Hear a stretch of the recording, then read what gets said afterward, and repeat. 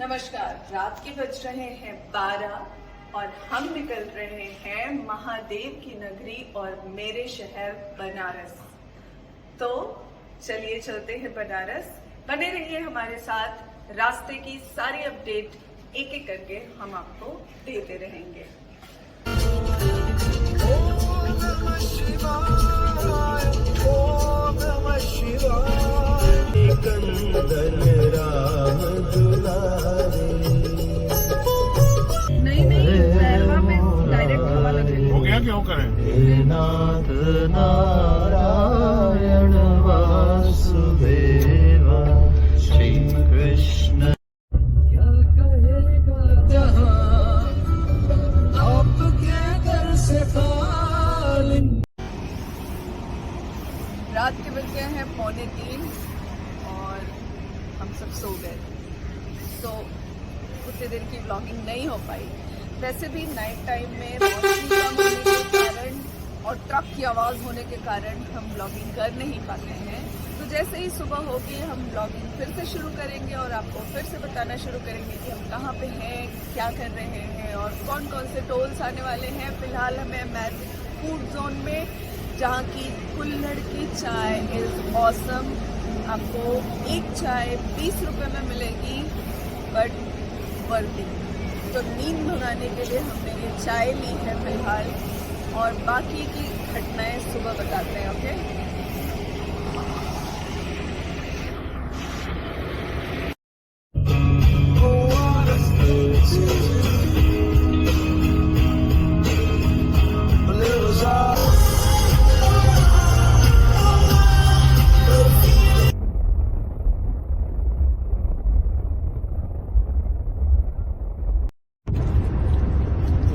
भैया ने एक भेजा था वीडियो। धम।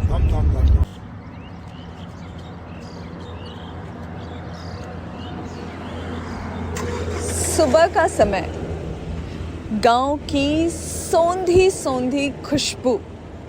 लखनऊ अभी 115 किलोमीटर और दूर है। कहते हैं भारत की खूबसूरती गांव में बसती है। बात सच है।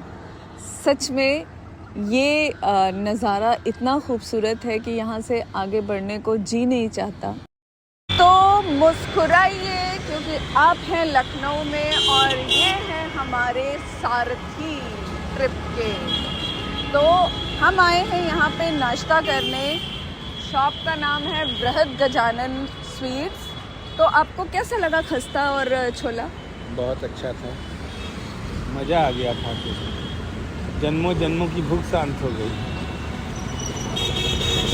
सच में बहुत ही अच्छा टेस्ट था। साथ में जलेबी इज़ ऑसम और उनके स्वीट्स भी बहुत अच्छे हैं। तो जब भी आप लखनऊ से बनारस की तरफ जाएं पूर्वांचल एक्सप्रेस के थ्रू, तो ये शॉप पड़ेगी। ये है शॉप। आइए और खाइए और अगेन मुस्कुराइए, आप लखनऊ में हैं।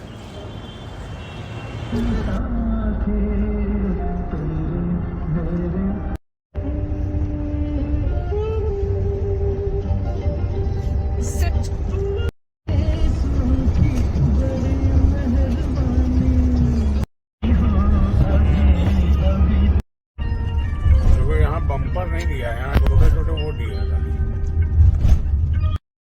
आगरा लखनऊ एक्सप्रेसवे लेने के बाद आफ्टर लखनऊ हमने लिया है ये पूर्वांचल एक्सप्रेसवे, जिससे लखनऊ से बनारस तक की दूरी पहले से काफ़ी कम हो गई है। एक्चुअली दूरी तो वही है, समय कम हो गया है क्योंकि इतनी स्मूथ रोड्स हैं, इतनी अच्छी फैसिलिटीज़ हैं। सो समय कम हो गया है और फिर चलते हैं। और ये अब हमारी सवारी आने वाली है और हम निकलने वाले हैं बनारस के लिए अगेन। और ये आई हमारी सवारी। मिलते हैं। 13 घंटों के लंबे सफ़र के बाद हम पहुंचने वाले हैं बनारस। और बनारस आते ही हमारे सारथी की पहली प्रेफरेंस थी बनारसी पान। बनारसी पान को एंजॉय करने के बाद हम निकले बनारस की डेलीगेसी के लिए, जो है लिट्टी चोखा।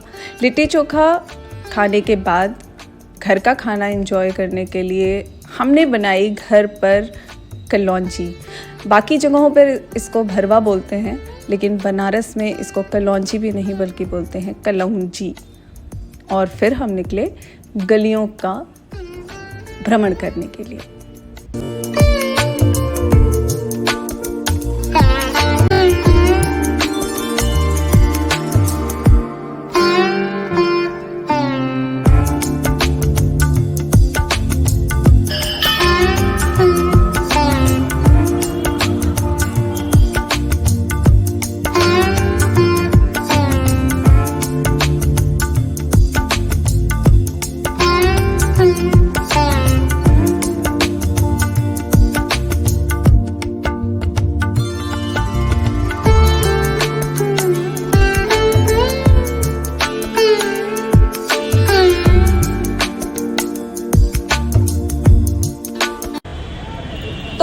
हमने दर्शन किया है अभी पहले मंदिर, जो कि है गायत्री मंदिर। यहाँ पर गायत्री माता की पूजा होती है स्पेशली, पर आपको यहाँ लक्ष्मी नारायण की मूर्ति, गणपति जी की मूर्ति, भगवान शंकर की मूर्ति और हनुमान जी की भी मूर्ति मिलेगी। ये मंदिर बहुत ही शांत है। आप यहाँ पर आकर आराम से कुछ देर बैठकर इसकी सीढ़ियों पे अपना समय व्यतीत कर सकते हैं। मंदिर के अंदर का जो प्रांगण है वो भी बहुत बड़ा है। आप उसमें बैठकर आराम से जो भी आपको जाप करना है या जो भी आपको मन को शांत करने के लिए जो भी मेडिटेशन करना है आप वो कर सकते हैं। आपने एक चीज़ देखी होगी कि मूर्ति के पीछे जो दीवार है उन दीवारों पर कुछ लिखा हुआ है। ऐसी मान्यता है कि जो आप अपनी विशेज़ हैं अगर वहाँ पर लिखते हैं तो गायत्री माता उन विशेज़ को पूरा करती है, और ऐसी मेरी भी मान्यता है पर्सनली। यस, तो ये है गायत्री माता का मंदिर, हमारा पहला दर्शन का स्टॉपेज। अब हम चलते हैं संकटा माता के मंदिर, वहाँ पे मिलते हैं आपसे। तब तक महादेव। तो हम निकल पड़े हैं संकटा जी और मंगला गौरी के दर्शन के लिए, जो कि दोनों ही मंदिर मैदागिन की गलियों में स्थित है। वहाँ जाने के लिए आप या तो रिक्शा लीजिए, मैं सजेस्ट करूँगी, या तो टुक टुक लीजिए जो कि आपको मैदागिन गोल घर तक उतारेंगे। उसके बाद आपको पैदल ही जाना पड़ेगा क्योंकि गलियाँ संकरी हैं, और मैदागिन तक भी अगर आप कार से जाएंगे तो you have to struggle with the parking के लिए आपको दिक्कत हो सकती है। तो बेटर यही है कि आप टुक टुक लीजिए, रिक्शा लीजिए, बनारस दर्शन करते हुए जाइए। सड़कों के नज़ारे और जो भी डेवलपमेंट हुआ है नया बनारस का, वो सारी चीज़ें देखते हुए जाइए।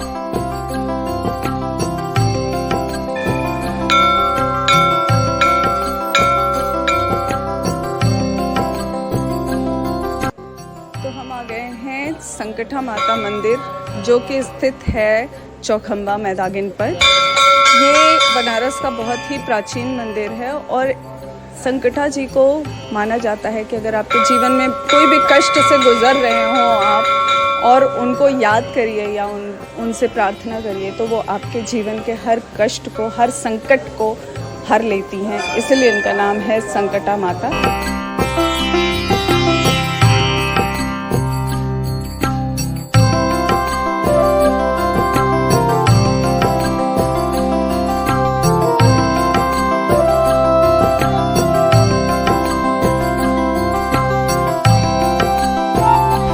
तो बनारस के तीसरे दिन हम आए हैं सारनाथ के लिए। सारनाथ प्रसिद्ध है भगवान बुद्ध के लिए।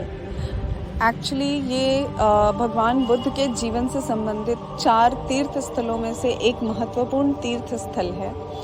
यहाँ पर बोध गया में ज्ञान प्राप्त करने के बाद भगवान बुद्ध ने अपने 5 शिष्यों को यहीं पे प्रथम उपदेश दिया था और यहीं पे उन्होंने प्रथम बौद्ध संघ की स्थापना की थी।